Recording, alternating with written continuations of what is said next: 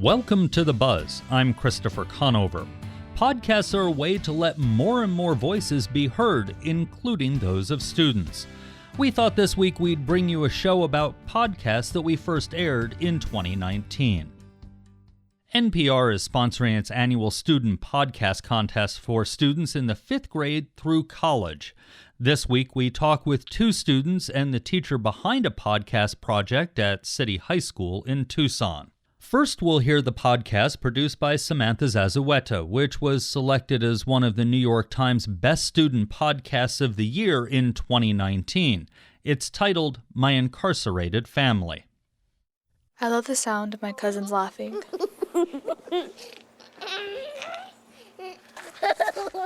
They're so sweet and innocent, but I worry about them ending up in jail, which is kind of a horrible thing to say. But in my family, a lot of people get arrested and go to jail, and sometimes it's prison. How many people in our family do you think we have been in prison or in jail or have been arrested? 10, 11 of them. I don't know. My mom doesn't like to talk about it. Like, why do people go to prison and jail, like in our family? Because of poor choices, Sam. But why were we making bad choices? Like my Theo Ray. The first time I went to jail was 15. My Theo was in a gang, and a lot of his friends were killed. He started doing drugs and then got in more trouble. Growing up, my Theo just seemed like a huge goofball. He didn't seem like a bad guy. I wasn't a saint and I wasn't an angel. I was a rambunctious young man who followed the crowd. I did a research project on incarceration. I ended up meeting people who work in criminal justice. My name is Joel Feynman, and I am the Chief Public Defender of Pima County. I wonder why he thought people made choices that landed them in the system. Drugs play a huge role if you have a substance abuse problem. Mental illness, poverty, lack of opportunity, lack of education. It was heartbreaking, thinking about all the factors he had named. And when I thought about my family, it was like, check, check, check. I started high school at a 5th grade reading level. My mom and dad never finished high school. I'm going to college this fall, but I'll be the first in my family. Another factor that I kept thinking about was trauma. What about trauma? We think of PTSD as only applicable to soldiers in combat, but it's not. People have PTSD because they were physically abused, because they grew up in a crappy neighborhood where there was gang violence and drugs. My mom and my Theo Ray grew up in the same neighborhood that I live in now. Barrio Hollywood, was it always a good neighborhood? No, it's still not. Do you know how easy it is? Like, if I wanted to get on drugs, I could just go on the other side of the money schools and find somebody that'll sell it to me. I didn't realize how much my family had struggled. I don't know why. I guess it seemed normal. But I guess it should surprise me that with all the factors they dealt with, a lot of them became system involved. Do you think the system has helped the people in our family? No, the system does not help. There's more gangs in prison than there is out here. You go to jail and they just throw you back out with nothing. I wondered if my Theo Ray thought prison had helped him. What I learned in prison was to be a better criminal. At the Criminal Justice Reform Unit, I met Manny Mejios and Zach Stout, who were both formerly incarcerated. This is Manny. Let me say first and foremost that prison is in no way corrective. They call it the Department of Corrections, but it does nothing to correct. So any correction has to come from yourself. This is Zach. No, we're sending a lot of people there who have substance abuse. You then become surrounded by drugs, and that was your problem. And what about trauma? Assaults, murders. Prison, especially prison, is a very, very dangerous place. I wondered if there are good things in prison, like education or drug treatment, that could help people make better choices after they were released. But Manny told me that there wasn't much there. Any type of self-help class has to be offered through a volunteer because the prison can't afford to pay for it for himself. I don't know about you, but there's not really a lot of people that are willing to go to a prison to teach a class. I learned that in the United States, more than 75% of people who are released end up back in prison within 5 years. When I first learned that, I was shocked, but it kind of makes sense now. We don't make it easy for people to make good choices. But in the end, I guess my mom is still right. I don't know what breaks the cycle. You got to do it yourself. You got to want change. You got to not want to be in the rut. You got to just want different. Each individual can choose. It might be a harder choice, but it's still a choice. Frederick Douglass said that once you learn to read, you'll be forever free. And so, I try to read to my cousins whenever I can. He chased him around the garden, calling him, "Stop, thief!" Poor Peter ran into a gooseberry net. He got caught. He got caught? Again. Again? Yeah. I want them to recognize that there is a place beyond their current situation. Peter ran as fast as he could, slipped underneath the gate, and he was safe at last. A place where they can always be free. That podcast was produced by Samantha Zazueta when she was a student at City High School in Tucson. Ariana Brochus spoke with her and Paloma Martinez, another student at the school.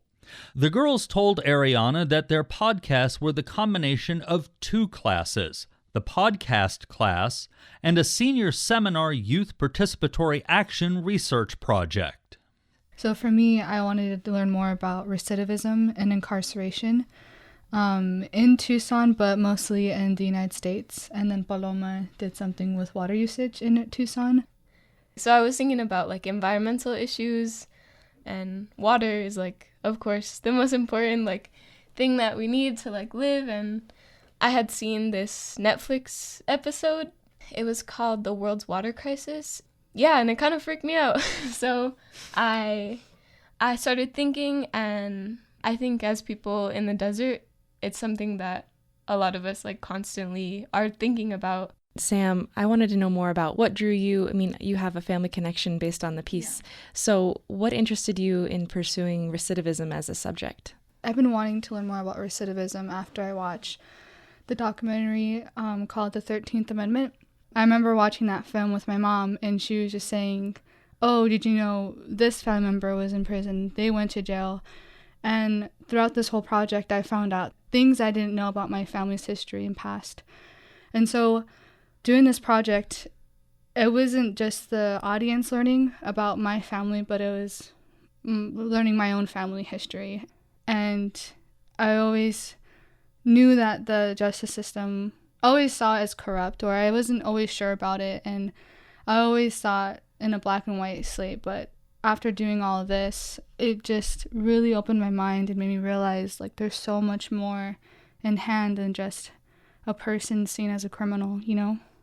Both of you interviewed family members for your projects, and what was that like? What did it feel like to sit down with a radio recorder and talk to your family?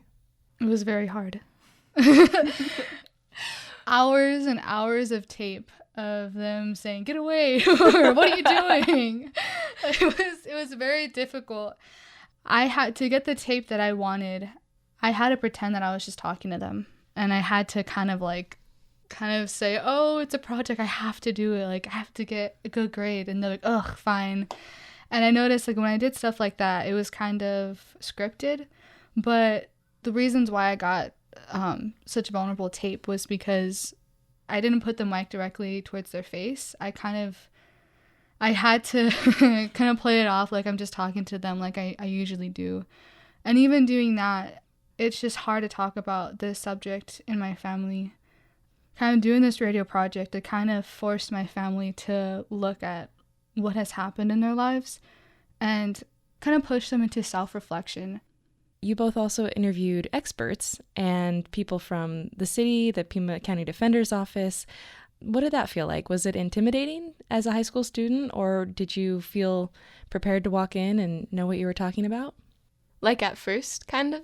I was like, oh my gosh, like, okay, these are big wigs. But like after the first one, I was like, okay, I got this. Like they're just people like everybody else, and it was cool to be like in their spaces, like seeing what they do every day, and I feel like for a lot of them, like they don't always get to have like that kind of conversation like in their everyday.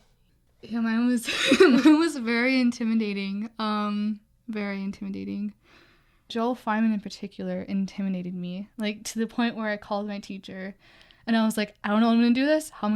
I think he just intimidated me because He was like the executive chief of the public defender of Pima County, and so that title really, it terrified me. But when I just sat there, and I remember I asked the question, and it was a hard question to ask, and I remember I had to prep myself to ask him this, and it was, why do you think my family is incarcerated?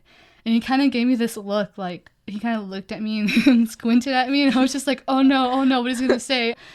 And then he started listing things. He was like, well, is your family poor or rich? Does your family go through trauma? Listing the factors that lead up to incarceration. He was just asking me, and all I could say was just yes. Like, it was kind of like a checklist. I realized, like, he's just like me, fighting for something that we're both passionate about.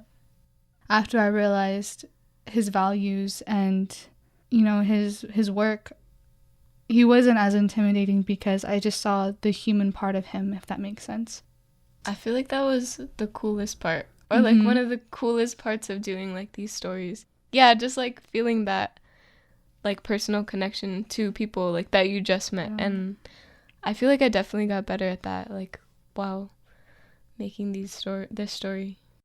It's evident as a listener that you both learned things about the subjects that you were researching, but I'm wondering what you learned from the process itself, maybe just not just the facts, but the process of doing the research and reporting and assembling a podcast. What were sort of the takeaways for you? I learned a lot from doing this story in particular, and just like kind of like how much time and and work that it really takes to make like a good story. And our teacher, I mean, she was amazing, Sarah Brommer. Shout out to Sarah Brommer. From City High Radio. Like, we spent hours at like coffee shops on weekends, and like, yeah, we had to put in like some good work. But it was a really good experience. And I think the hardest part about this process is having to cut out tape that you really love. It was so hard. Gosh. What do you hope that people who listen to this will take away from each of your podcasts?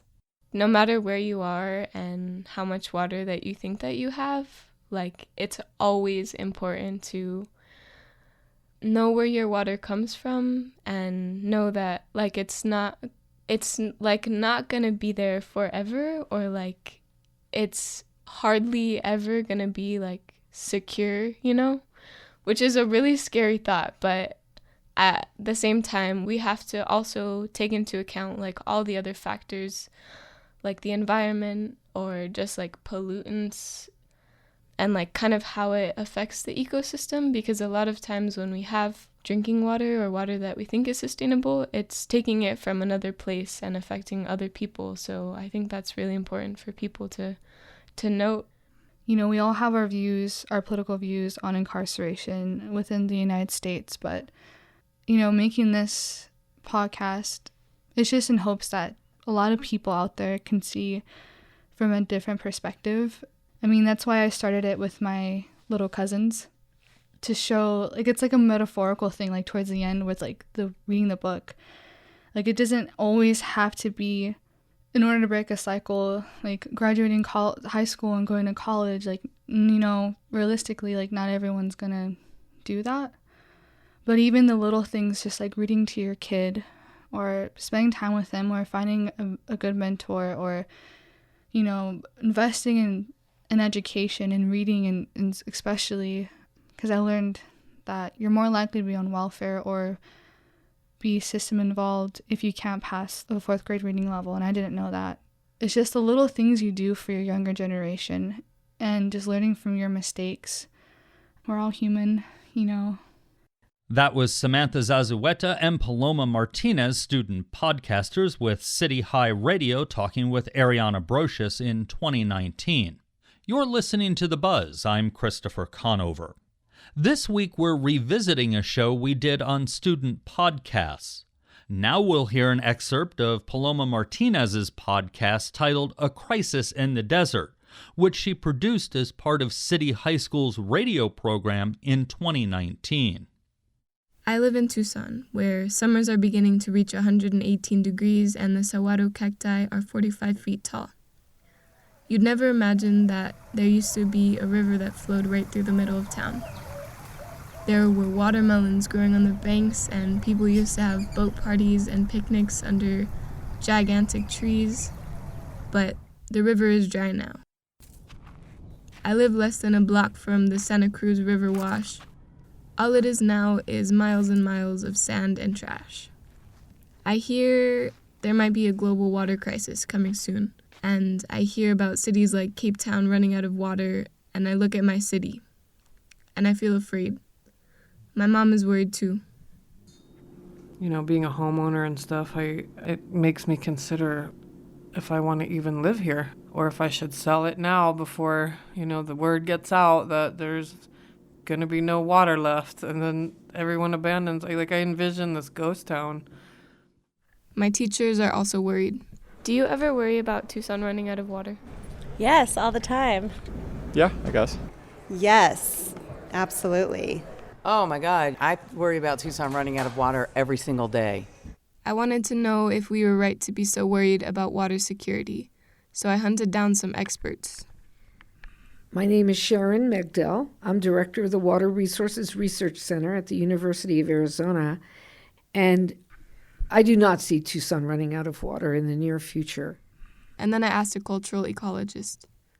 My name is Joaquin Murrieta Saldívar. Do we have a water crisis? Not really. Just to be sure, I asked a superintendent at Tucson Water. I'm James McAdam. Can you see Tucson running out of water for any reason in the near future? No. It doesn't keep you up at night ever? No, it really doesn't.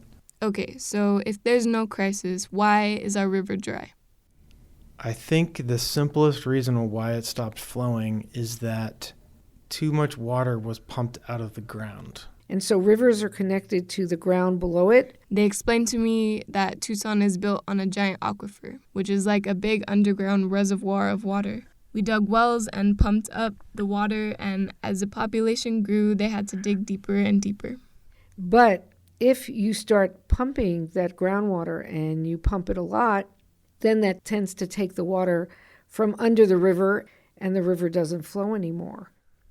You can hear that whole piece and find a link to the City High Radio podcast on our website. Sarah Brommer has been a teacher at City High School for more than a decade and has been running the youth radio program for nearly as long.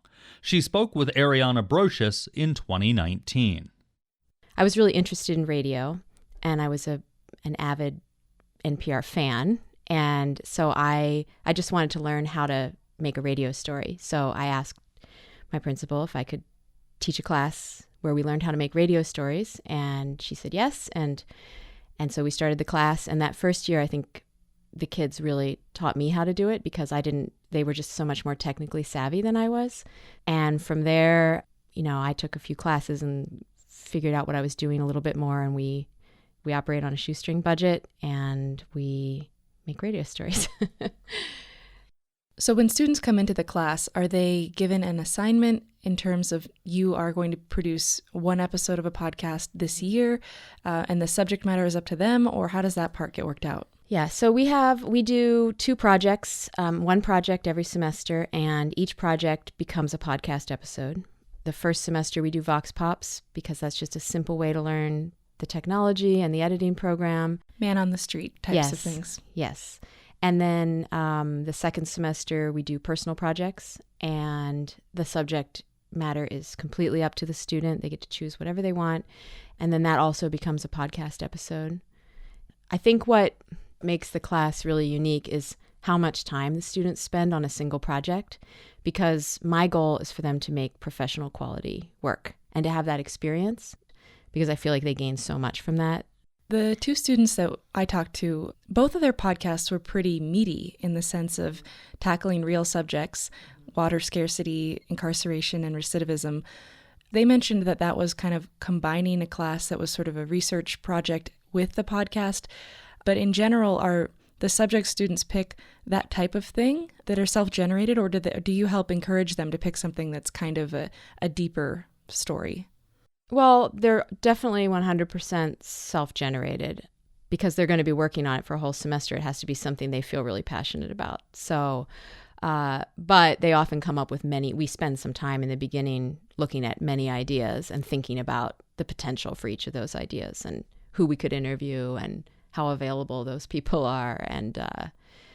But I mean, students have done stories just about how much they struggle to get along with their dad or something like that too. I mean, and that's substance. I think they're all substantive, but as far as being something that is a hot topic in the news right now or something that the nation's talking about, not necessarily. Although it's always nice if we can connect it to that. But I feel like they always do pick something that's very meaningful to them, and I think what's meaningful to young people is just interesting to everybody. So I think it always works out. And this year you submitted at least a couple of these to 2 different contests, one through NPR and one through the New York Times. Is that something you do every year? So I actually didn't know about these contests until I think somebody forwarded me a link or something, and I didn't choose those stories. I immediately thought, well, somebody in our class can win this, no problem. Because when I heard about the contest, I felt like all of my students had the potential to be contenders because they do work so hard on their stories, and there's always a few great stories every year. So I actually took the contest to the class, and I said, is there anybody in here who wants to go for this? And I told them that I thought all of them had the potential to win the contest, and that I really believed each of their stories could make it to that level if they worked at it. And I just asked them who was interested. And Sam and Paloma raised their hands and said they were willing to do it. And I said, well, it's going to be a lot of work outside of class, because while we do try to make sure all of our stories are at a publishable level, not every single one is at a national contest winning level. So I knew it was going to be a lot of extra work, and I told them this is just going to be hours and hours of work outside of class if you really want to push it to that level and you really want to try. And there's no real reason to enter, or you can enter it, but there's no real reason to say I'm going to do it if you don't do it all the way. And one of them won. And one of them won. Yeah, which is great. So you talked about how dedicated Paloma and Sam were this year. Were there skills that they demonstrated that were exceptional or beyond the level of some of the other students? I don't think that they came into the class with any exceptional qualities that every great journalist needs, particularly. I think what made them exceptional was just that they showed up and they kept working at it. And they were fearless. I think they were both really gutsy. Paloma, what really impressed me about what she did in her story was her ability to get these scientists and spokespeople to open up and be so passionate, because I feel like I was a little worried about her story. I was like, oh, scientists can be really boring to interview. I mean, I'm fascinated by a lot of science, but just for the person who's not necessarily that interested, it can be a little boring listening to a scientist be an expert on something. And then she also interviewed, a spokesperson. And I feel like people like that are used to saying the same things over and over again. They're used to being interviewed. They have kind of these canned responses. And, one thing that I taught the kids in the class that I think was really useful for Paloma in this story was to really use your youth and ignorance to your advantage. I feel like sometimes kids feel like, oh, I have to, when they're doing an interview, they have to seem really professional and like they know what they're doing. And when you're a teenager, you really want to feel like you have authority. That's the whole job of being a teenager. And so I find that they often try to fake their way into this place of authority when they're doing anything, and so I told them, just remember that your strength is actually in your ignorance. Like, these people are not expecting you to be an expert, and you're naturally curious. And so just go out there, and if they say something you don't understand, just don't be afraid to be like, what? I don't understand. And don't be afraid to say that over and over again. And so I feel like Paloma really took that to heart. And these scientists and spokespeople would just be like, okay, you want to know what I really think? Here's what I really think. And you can just hear it in their voices, how much they care and how passionate they are. And I feel like that really was the strength of her story. And then I think Samantha was also incredibly brave because she did this really personal story about her family. And she was a little fearless about just going into this emotional territory with her family And then with the experts that she interviewed, she was just willing to put herself out there and be embarrassed. And she did get embarrassed a lot, but she kept going back. And so I was very proud of how brave they were. What do you think your class offers, from whether it's the interviewing, the audio production, the storytelling, the writing? Are these skills that you see give students a different set of things that they may not be getting from other classes? What's the benefit there? One thing I really love about writing for radio is that it's different from other kinds of writing, in that you really have to worry about time, and so you have to learn to be very succinct and very deliberate with every single word that you use. And the other thing about it that's a little bit unique is that you have to sound real. You have to sound authentic. And I think one of my very favorite things about teaching this class is that the kids who have spent their entire lives thinking of themselves as great writers are not necessarily the kids who are the best writers in radio class. And so I often have students who come to my class and they are struggling readers and struggling writers. I think sometimes it's easier for them to write in their own voice, or to just write something brief and short and in their real voice. And then I think hearing themselves on the radio and hearing how, and getting all that positive feedback for how powerful their story is just, it's something that can be very transformative for a kid who has spent their whole life thinking, I'm not a good writer. It's a very accessible field. That was City High School podcast teacher Sarah Brommer speaking with Ariana Brocious. And that's the buzz for this week. You can find all our episodes online at azpm.org and subscribe to our show wherever you get your podcasts. Just search for The Buzz Arizona. We're also on the NPR One app. This week's show was originally produced by Ariana Brocious with production help from Emma Gibson and Megan Myskowski. Jim Blackwood is our production engineer, and our music is by Enter the Haggis. I'm Christopher Conover. Thanks for listening. Arizona Public Media's original programming is made possible in part by the Community Service Grant from the Corporation for Public Broadcasting.